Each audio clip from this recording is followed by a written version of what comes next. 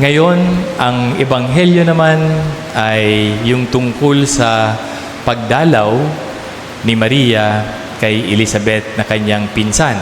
At dito, merong isang napakahalagang papel si Maria na kung saan, kung titingnan natin at kung ating aanalisahin, ay yung papel na yon ni Maria ay merong koneksyon sa Old Testament na napakahalaga.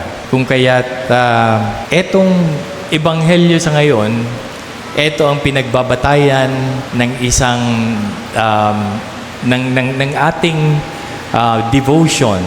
Bakit gano'n na lamang ang pagtingin natin sa Inang Maria? Bakit gano'n na lamang ang ating devotion sa Kanya? So ito yung batayan. At napakaganda, napaka-interesting nung ebanghelyong ito sa ngayon.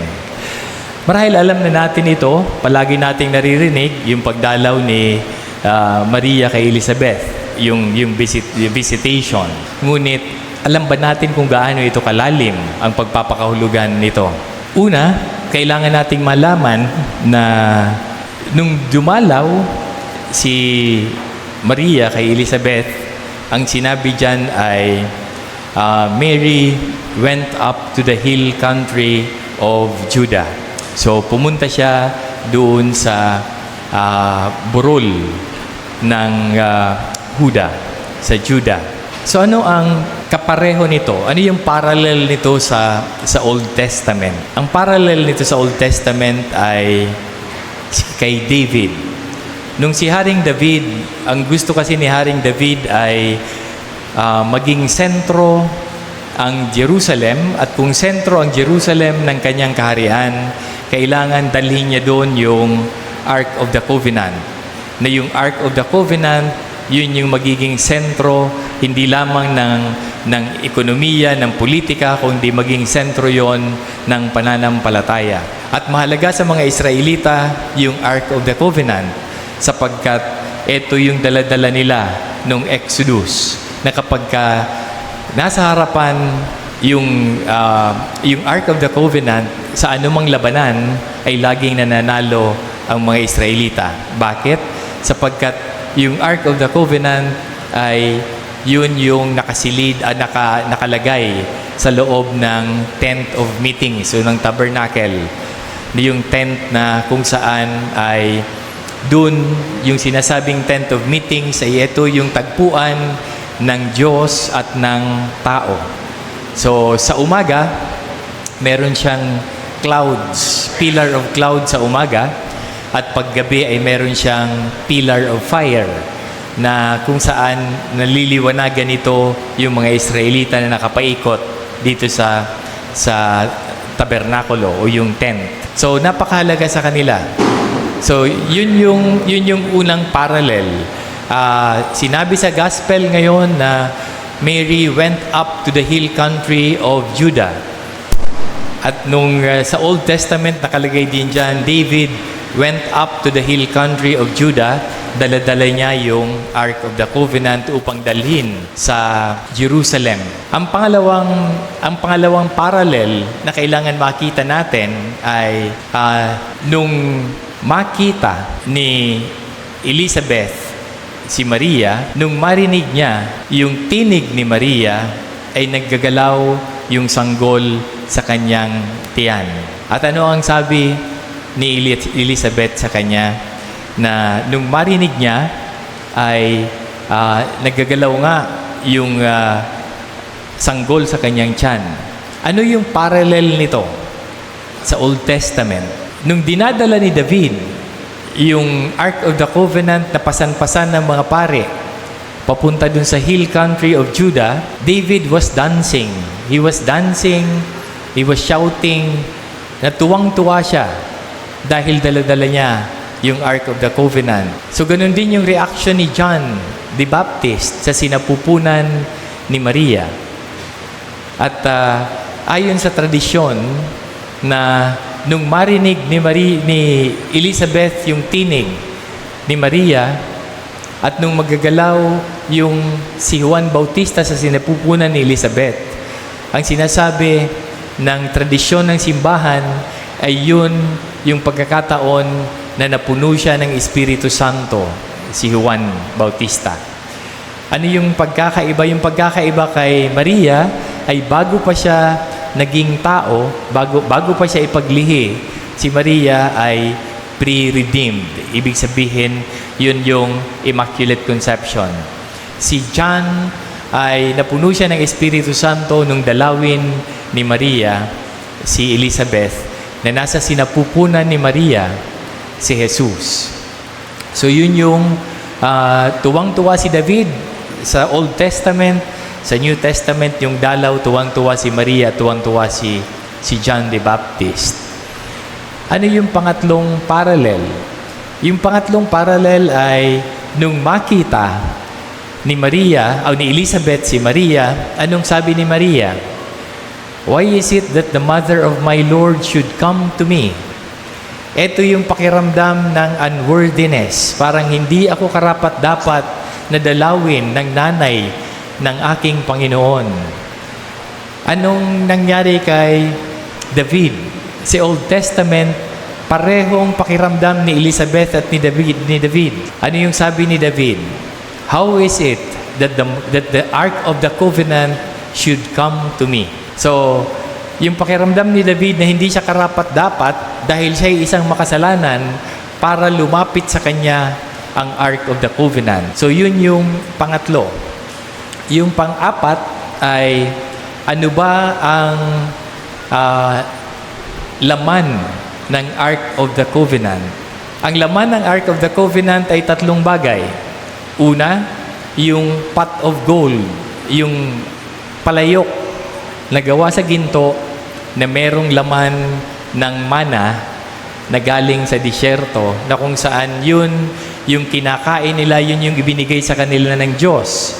Yung tinapay na yon, yung mana, ang nag-sustain sa kanila doon sa kanilang journey nung Exodus. At ang pangalawang laman ng yung box na yon, yung Ark of the Covenant, ay yung staff of Aaron, yung parang tungkod ni Aaron na milagrosong nagkaroon ng mga sanga na buhay, yung staff ni Aaron. Ano yung ibig sabihin ng staff ni Aaron? Si Aaron ay isang pare, at ang ibig sabihin ng staff, it represents priesthood. At ang pangatlong laman ng Ark of the Covenant ay yung tablets of stone, na kung saan ay nakasulat yung 10 Commandments. So ito yung laman ng Ark of the Covenant. Ngayon ang tanong, ano ang laman ng sinapupunan ni Maria nung pumunta siya kay Elizabeth? Ang laman ng sinapupunan ni Maria ay una, si Jesus, the living bread. Pangalawa, si Jesus, the eternal high priest. Ang pangatlo, si Jesus bilang fulfillment of the law. So yung laman ng Ark of the Covenant, bread, staff of Aaron that represents priesthood, and the tablets of stones na nakasulat yung 10 Commandments, ay yung fulfillment noon ay nandoon sa sinapupunan ni Maria nung puntahan niya si Elizabeth on the hill country of Judah. At ang panglima na parallel, sinabi ni San Lucas na si Maria ay nanatili ng 3 buwan doon sa hill country of Judah, doon kay Elizabeth. Hindi naman kailangang ilagay ni San Lucas yung 3 buwan. Bakit? Nung pumunta si Maria kay Elizabeth, ay siyang 6 na buwan na siyang nagdadalang tao. So pwede namang sabihin ni San Lucas na nanatili siya sa bahay ni na Elizabeth hanggang siya ay makapanganak. Pero bakit kailangang ilagay ni San Lucas na nanatili siya ng 3 buwan? Sapagkat ang ginawa ni David sa Ark of the Covenant ay iniwan niya on that hill country of Judah sa bahay ni Obed-Edom yung Ark of the Covenant for 3 months. So anong ibig sabihin nito? That Mary is the new Ark of the Covenant. At ito rin ang rason kung bakit nung panahon ng ating Panginoon, walang Ark of the Covenant sa templo. Kasi yung Ark of the Covenant, yung nilusob yung Jerusalem, yung nilusob yung templo ng mga foreign powers. Ang ginawa ni Prophet Jeremiah ay kinuha niya yung Ark of the Covenant at itinago niya somewhere around Mount Nebo. At mula noon ay nawala ang Ark of the Covenant at hindi na nakuha. Bakit? Bakit wala na ang Ark of the Covenant?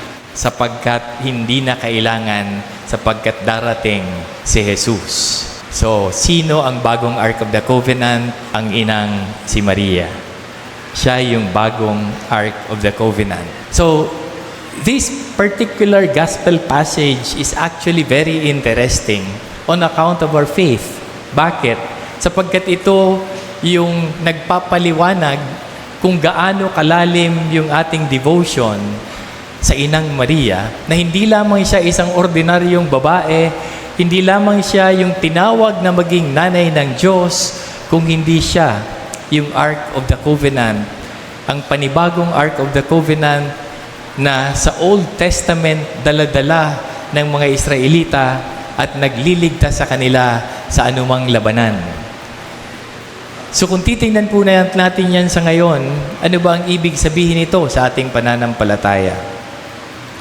Kung ang bukasyon ni Maria ay maging nanay ng Diyos, ang bukasyon din kapanabay ng pagiging nanay ng Diyos ay siya rin yung nagdadala ng Diyos sa sangkatauhan.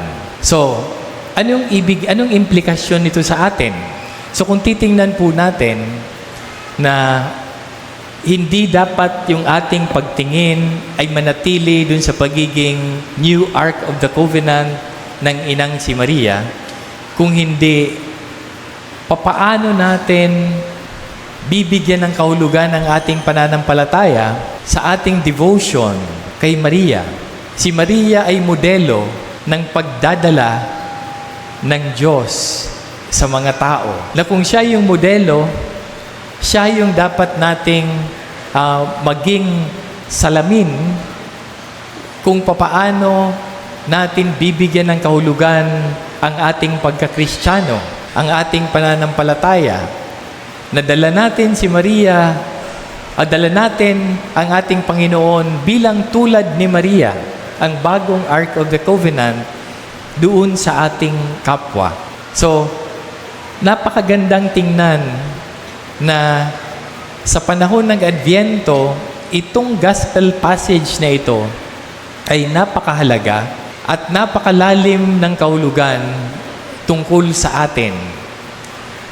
Na kung tayo ay naghahanda para sa Christmas, sa Pasko, ng pagsilang ng Panginoon, kailangang makita rin natin ang ating mga sarili na tayo ang magdadala kay Jesus na ating Panginoon dito sa mundo, sa ating kapwa.